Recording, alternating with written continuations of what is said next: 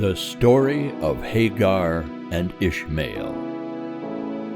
After the great flood, the family of Noah and those who came after him grew in number, until, as the years went on, the earth began to be full of people once more. But there was one great difference between the people who had lived before the flood and those who lived after it. Before the flood, all the people stayed close together, so that very many lived in one land, and no one lived in other lands.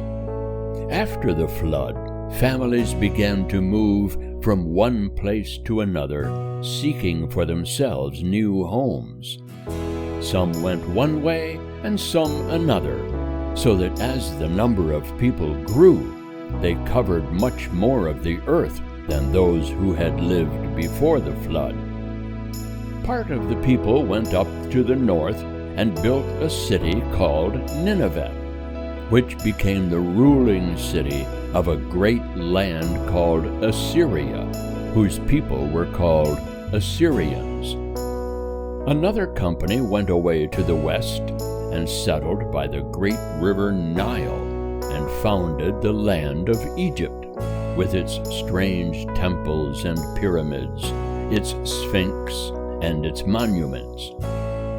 Another company wandered northwest until they came to the shore of the Great Sea, which they called the Mediterranean Sea. There they founded the cities of Sidon and Tyre, where the people were sailors, sailing to countries far away and bringing home many things from other lands to sell to the people of Babylon and Assyria and Egypt and other countries. Among the many cities which the people built were two called Sodom and Gomorrah. The people in these cities were very wicked and were nearly all destroyed. One good man named Lot and his family escaped. There was another good man named Abraham who did not live in these cities.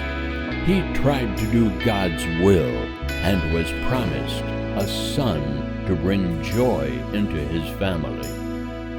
After Sodom and Gomorrah were destroyed, Abraham moved his tent and his camp away from that part of the land and went to live near a place called Gerar in the southwest, not far from the Great Sea. And there at last the child whom God had promised to Abraham and Sarah his wife was born, when Abraham his father was a very old man. They named this child Isaac, as the angel had told them he should be named.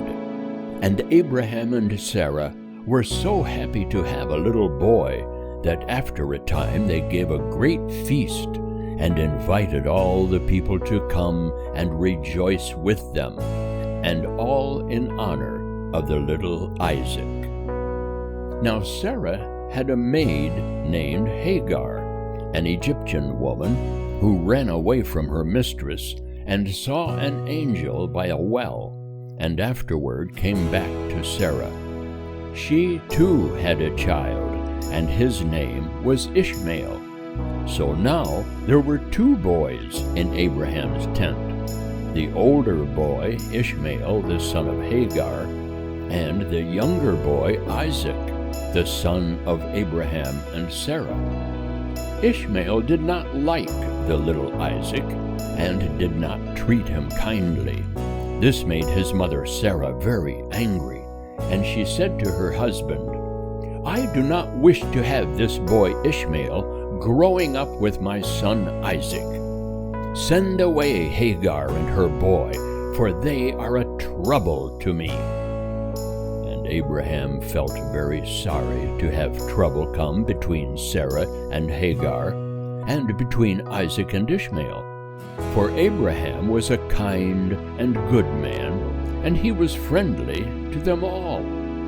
But the Lord said to Abraham, "Do not be troubled about Ishmael and his mother. Do as Sarah has asked you to do, and send them away. It is best that Isaac should be left alone in your tent, for he is to receive everything that is yours. I, the Lord, will take care of Ishmael, and will make a great people of his descendants, those who shall come from him." So the next morning Abraham sent Hagar and her boy away, expecting them to go back to the land of Egypt, from which Hagar had come. He gave them some food for the journey and a bottle of water to drink by the way. The bottles in that country are not like ours, made of glass. They are made from the skin of a goat. One of these skin bottles Abraham filled with water and gave to Hagar. And Hagar went away from Abraham's tent, leading her little boy. But in some way she lost the road and wandered over the desert, not knowing where she was, until all the water in the bottle was used up, and her poor boy in the hot sun and the burning sand had nothing to drink. She thought that he would die of his terrible thirst, and she laid him down under a little bush, and then she went away, for she said to herself, "I cannot bear to look at my poor boy suffering and dying for want of water." And just at that moment, while Hagar was crying and her boy was moaning with thirst, she heard a voice saying to her, "Hagar, what is your trouble? Do not be afraid. God has heard your cry and the cry of your child. God will take care of you both and will make of your boy a great nation of people." It was the voice of an angel from heaven. And then Hagar looked, and there close at hand was a spring of water in the desert. How glad Hagar was as she filled the bottle with water and took it to her suffering boy under the bush. After this, Hagar did not go down to Egypt. She found a place where she lived and brought up her son in the wilderness, far from other people. And Ishmael grew up in the desert and learned to shoot with the bow and arrow. He became a wild man, and his children after him grew up to be wild men also. They were the Arabians of the desert, who even to this day have never been ruled by any other people, but wander through the desert and live as they please.